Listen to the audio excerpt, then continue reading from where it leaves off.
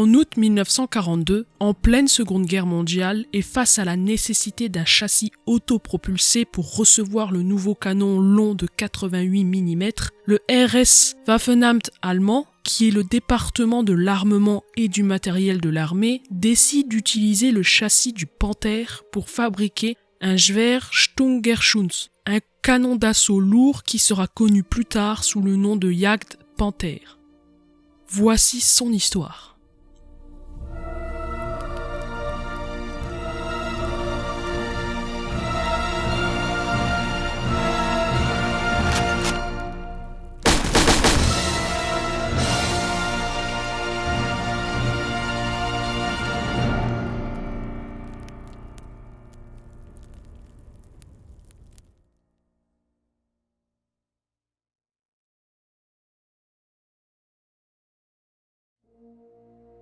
L'entreprise Krupp décide des projets de chasseurs de chars armés d'un canon de 88 mm PaK 43L sur 71, monté sur un châssis de Panzer IV. Mais en août 1942, le RS Waffenamt décide d'utiliser le Panther et fixe les caractéristiques de base de ce nouveau chasseur de chars. 35 tonnes au combat, un canon de 88 mm KWK-L sur 71 en guise d'armement principal, une mitrailleuse MG42, un bladage frontal de 80 mm, un bladage latéral de 40 mm. L'entreprise Krupp regarde ce projet attentivement et réalise que le châssis du Panther doit être considérablement modifié et qu'elle ne peut pas fournir les plans de construction avant janvier 1943. Le Waffenamt décide que le premier exemplaire doit être terminé en juin 1943 et que la production doit commencer en juillet de la même année. Le 15 octobre 1942, les dirigeants du Reich décident que l'entreprise Daimler-Benz continue le développement de ce véhicule et que la production doit débuter sur les chaînes de montage de l'entreprise à l'été 1943. Krupp doit collaborer avec Daimler-Benz pour le dessin du chasseur de chars et a la responsabilité principale de pouvoir adapter le canon à l'engin. Les études et conceptions de Daimler-Benz pour ce Jagdpanther se basent sur la coque du Panther II. Cependant, en mai 1943, on abandonne le projet et parallèlement, on décide de poursuivre la production du Panther I. On ordonne à l'entreprise de revoir le concept du Jagdpanther et de se baser sur le Panther I. Les nouvelles épaisseurs de blindage adoptées sont de 80 mm pour l'avant de la superstructure, de 50 mm pour la partie inférieure, avant de la coque et les flancs de la superstructure, et de 80 mm pour l'arrière de la structure et les flancs de la partie arrière de la coque. Les plaques du dessus et du dessous sont de 30 mm d'épaisseur. Le système de traction et la suspension sont les mêmes que ceux du Panther I. Le masque du canon doit être en acier moulé, exemple de molybdène, boulonné à la plaque frontale de façon à ce que le canon puisse être facilement démonté. La transmission et la direction doivent pouvoir être sorties par l'ouverture du support du canon, ce qui permet de souder le toit de la superstructure à son emplacement. Compte tenu des problèmes de Daimler-Benz pour assumer les délais de production du Panther, on décide en mai 1943 que les Jagdpanther seront fabriqués par Mühlenbauer und Industrie AG, dit MIAG. Pour réduire le poids total du véhicule, on réduit l'épaisseur du blindage à 16 mm sur le dessus et le dessous de l'engin. On déplace le canon sur la droite de l'axe du véhicule pour laisser plus d'espace au conducteur. Le train de roulement et la suspension sont les mêmes que ceux du Panther. Le moteur Maybach HL 230 P30 de 12 cylindres développe 700 chevaux à 3000 RPM, ce qui permet d'atteindre une vitesse de 46 km/h. Le bataillon 559 de chasseurs de chars lourds, équipé de Jagdpanther et qui est rattaché à la Panzerlehr Division, doit prendre part à l'offensive des Ardennes. À ce moment-là, le Jagdpanther est peint avec les couleurs Dunkelgelb, RAL 7028, Rotbraun, RAL 97 et Olivgrün, RAL 6003. Cette couleur reproduit le camouflage Hinterhalt, ce qui signifie embuscade. Par ailleurs, cette couleur est devenue réglementaire à partir d'août 1944. Ce camouflage a pour but de faire confondre à une certaine distance le char avec l'environnement de façon à ce que les motifs ressemblent aux effets d'ombre et de lumière produits par les feuilles des arbres. Les équipages des chasseurs de chars, tout comme ceux des canons d'assaut Stug, portent le même uniforme que les tankistes, mais la différence c'est qu'ils sont confectionnés en drap Feldgrau, de couleur gris-vert au lieu de noir. Comme ces troupes appartiennent à l'artillerie, les épaulettes et les parements de col des vareuses sont rouge vif. Passons maintenant à la description de l'engin.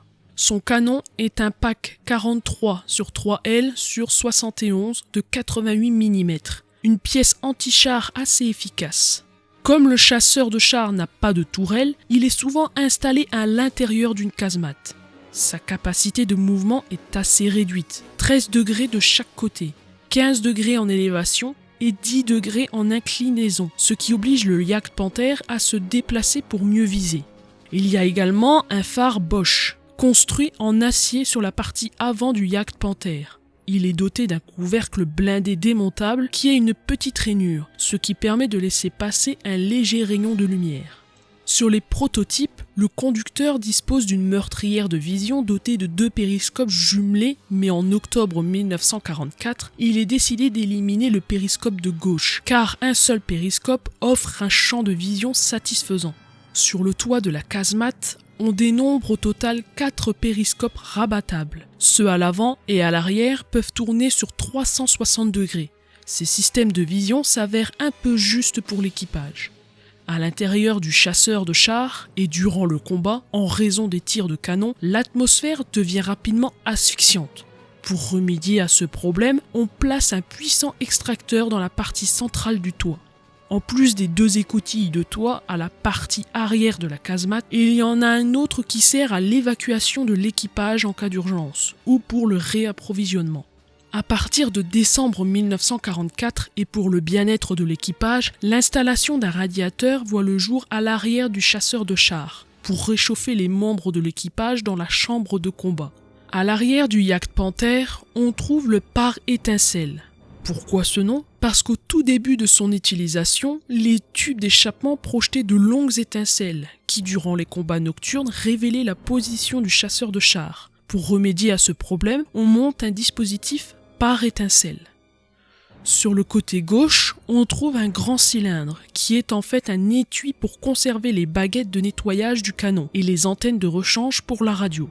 Les roues tractrices ou barbotins sont composées de 2 couronnes d'acier de 17 dents, chargées chacune de transmettre la puissance du moteur aux chenilles. Les dents de ces roues s'encastrent dans les creux des maillons et en tournant, entraînent les chenilles permettant ainsi au Jagdpanther de se déplacer.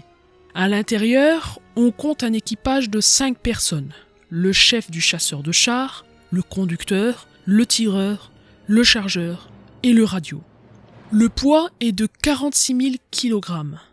La longueur est de 9,900 mètres. La hauteur est de 2,715 mètres. La largeur est de 3,420 mètres. Le moteur est un Maybach HL 230 P30, 700 chevaux à essence. La capacité en carburant est de 700 litres. La vitesse maximale sur route est de 46 km/h et sur tout terrain 15 km/h. L'autonomie est de 160 km. L'armement secondaire est une mitrailleuse MG42 de 7,92 mm. Le blindage maximal frontal au niveau supérieur est de 80 mm sur 35 degrés et au niveau inférieur de 50 mm sur moins 35 degrés. Le blindage latéral de la coque est de 40 mm. Le blindage latéral de la superstructure est de 50 mm sur 60 degrés. Et le blindage minimal du toit est de 16 mm sur 5 degrés.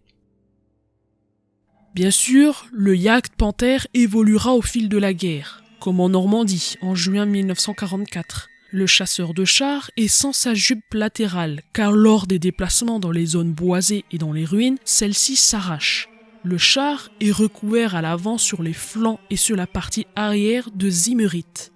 L'insigne qu'il porte est l'emblème national, le Balkenkreuz ou croix balkanique, qui est peint sur la partie arrière de tous les blindés. Le camouflage est constitué de vastes bandes de couleur olive-groune, RAL 6003, peintes au pistolet sur le Dunkelgelb, RAL 7028. La Hitlerjugend disposera également du Jagdpanther en Normandie, et il sera doté d'un camouflage composé de 3 couleurs. Sur le Dunkelgelb, un jaune sombre, ont d'abord été peintes de grandes taches marron-rouge, puis des franges plus fines de vert olive. En plus de la Balkenkreuz, à l'arrière, 2 sont peintes de chaque côté de la casemate. Dans les Ardennes, en décembre 1944, le Jagdpanther est utilisé par la première compagnie du bataillon de chasseurs de chars lourds 665. Le camouflage est peint en bandes de couleur jaune sombre, qui sont peintes directement à la brosse sur la peinture anti-rouille rouge. Dans les espaces libres, des fines lignes de couleur blanche sont ajoutées. En Prusse orientale en février 1944, les couleurs du Jagdpanther changent suite à une ordonnance entrée en vigueur en janvier 1945. La couleur de base reste le jaune sombre et la couleur secondaire le marron rouge. Pour éviter de se faire repérer par les avions ennemis, les couleurs secondaires ne doivent pas être portées sur les surfaces horizontales des véhicules, comme le toit et le capot moteur. Ce Jagdpanther présente un camouflage adapté aux zones boisées d'Allemagne. Le canon a été remplacé par un autre, peint en jaune sombre. Le premier exemplaire d'essai du Schwere Panzerjäger auf Panther 1 de 88 mm est terminé à l'usine de Miag en octobre 1943. Peu après le 29 novembre, sa dénomination de Jagdpanther est officialisée. Durant la production de ces chasseurs de chars, on introduit une série de modifications qui ne changent pas véritablement son aspect extérieur. Parmi celles-ci, on peut citer la suppression du périscope gauche du conducteur, les tubes d'échappement qui sont équipés d'un dispositif par étincelle ou le remplacement du canon avec lequel il a été initialement armé par un pack 43/3 de 88 mm qui, à la différence du premier, comporte 2 sections au lieu d'une. Selon certaines sources, 413 Jagdpanther furent fabriqués. Néanmoins, malgré leur armement et leur blindage exceptionnel, ils arrivent beaucoup trop tard. Du fait de leur faible quantité, ils n'ont posé aucun problème aux Alliés. Krupp va proposer une série de modifications sur ce char, parmi lesquelles la mise en place du canon L sur 55 de 128 mm ou du canon L sur 71 de 88 mm sans recul, ce qui économise des matériaux, du poids et réduit le temps de production. Mais la guerre ne sourit plus aux forces de l'Axe. Et de ce fait, les nouvelles propositions pour améliorer le Jagdpanther n'ont pas connu de suite.